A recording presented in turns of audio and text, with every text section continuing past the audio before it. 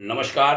भाग्योदय विचार प्रवाह श्रृंखला की 240वीं 240 कड़ी में आपका स्वागत है, अभिनंदन है। रवि वासरीय वार्ता यानी साप्ताहिक वार्ता आज रविवार 29 दिसंबर 2024। अभिनंदन आपका। बहनों भाइयों, नारियां, महिलाएं, लेडीज़, वह घर से बाहर तक, यहाँ तक कि जो युद्ध आदि होते हैं, अंतर्राष्ट्रीय संघर्ष होते हैं, उसमें शिकार होती हैं अन्याय की। महिलाएं कमजोरी भी कहा गया। क्या कमजोरी? कि जब युद्ध हो रहे हों और उसमें जो कमजोर पक्ष है, जिसको दबाया जा रहा है, उसकी महिलाओं को, रानियों को, उनको दासी बना लेना, उनका अपहरण कर लेना, उनके साथ अन्याय करना, तो मनोबल गिर जाता है पुरुष का, उस सेना का, उस राजा का, उस शासक का, उस देश का, जहाँ की महिलाएं भारी संख्या में अपहृत हो गई हों। प्राचीन काल में जौहर इसीलिए हो जाते थे रानियों के द्वारा और रनिवास में रह रही महिलाओं के द्वारा। इस कार्य में जो मुगल हैं, या यूं कहें जो मुस्लिम शासक हैं, वह बदनाम रहे हैं और इस्लाम के नाम पर यह सब होता है। कहते हैं उनका धर्म इसकी अनुमति देता है। यदि ऐसा है तो बड़ा घोर आश्चर्य है। वो कैसा धर्म है जो नारी शक्ति, महिला शक्ति, लक्ष्मी शक्ति, दुर्गा शक्ति के साथ अन्याय करने की अनुमति देता है और कहता है ये धर्म है, ये पुण्य कार्य है। हाल में बांग्लादेश के कुछ वीडियो सामने आए जिसमें खुलकर के लड़की को लोग उठा कर के लिए जा रहे हैं और वे मुसल्लम ईमान भी कह रहे हैं। शर्म भी आती है, लज्जा भी आती है, आश्चर्य भी होता है।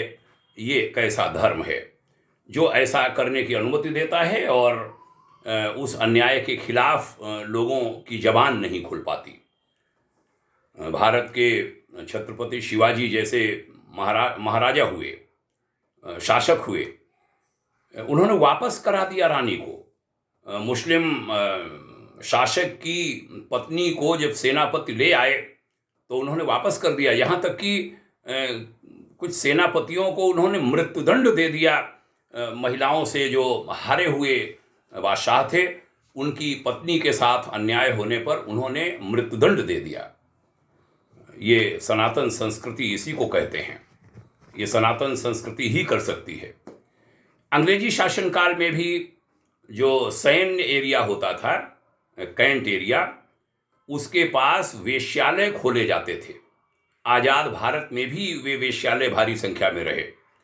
लगभग सभी स्थानों में, सभी जिलों में यह स्थिति होती थी। मतलब आप समझ सकते हैं।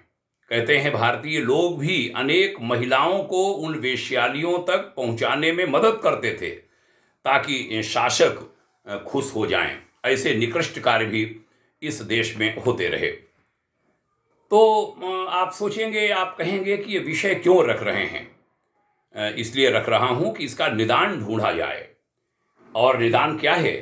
निदान है महिलाएं, लड़कियां मजबूत बने, वह ट्रेनिंग लें, वह प्रशिक्षण लें आत्मरक्षा का और लोगों की रक्षा का।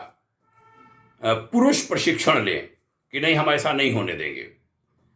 जो अभिभावक हैं वह नारी को, बेटी को अबला बनाकर न रखें, मायके में भी और उधर ससुराल में भी। ससुराल में भी दबी दबी बहू बनाकर उसे न रखा जाए, उसे वीर बनाया जाए। कोई गलत करे उस पर काट डालने की हिम्मत पैदा की जाए, उनमें वह जज्बा उनमें पैदा किया जाए। शासन सत्ताएं, स्कूल्स इस ट्रेनिंग की व्यवस्था करें।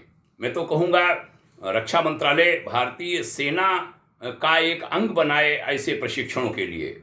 एनसीसी आदि होते हैं, लेकिन कुछ ऐसा किया जाए, खासकर बेटियों का प्रशिक्षण इस दिशा में किया जाए। भाग्योदय फाउंडेशन कहना चाहेगा कि आत्मरक्षा एक राष्ट्रीय कार्य है। आत्मरक्षा एक पुण्य कार्य है। आत्मरक्षा से बड़ा देव कार्य कोई हो नहीं सकता, और वह सभी को आत्मसात करना चाहिए, सभी को अपने बच्चों से उसको जोड़ना चाहिए। आज की चर्चा में यही निवेदन करते हुए वाणी को विराम देता हूं। आप सभी के मंगलमय उज्जवल भविष्य की शुभकामना करता हूं। भाग्योदय फाउंडेशन की यह श्रृंखला सतत जारी है। 240 रविवार आज देखते देखते हो गए। प्रभु कृपा है कि निरंतरता बनी है, कोई नागा नहीं हुआ। न केवल इस रविवार की चर्चा में, जो प्रथम चर्चा रही, सबसे पहले यही आरंभ किया था, बल्कि युग ऋषि विचार श्रृंखला जो गुरुदेव पूज्य श्रेष्ठ आचार्य श्री राम शर्मा जी के साहित्य से निकले हुए विचारों पर आधारित है, उसके भी लगभग 1500 दिन होने जा रहे हैं। और उधर चरैवेति श्रृंखला जो मेरे विचारों पर आधारित है, उसके भी लगभग 750 दिवस होने जा रहे हैं। तो यह कृपा, गुरु कृपा, ईश कृपा बनी रहे, आप सबका स्नेह सहयोग बना रहे, यह वार्ताएं आपके माध्यम से अन्य लोगों में भी पहुंचती रहें, इसी आशा आकांक्षा के साथ भाग्योदय फाउंडेशन निवेदन करता है कि जो ये चैनल है इसको सब्सक्राइब कीजिए, जो वार्ता है अच्छी लगती है लाइक कीजिए, अच्छी लगती है अन्य लोगों में भी साझा कीजिए। बहुत बहुत धन्यवाद। जय हिंद, शुभकामना, ओम शांति।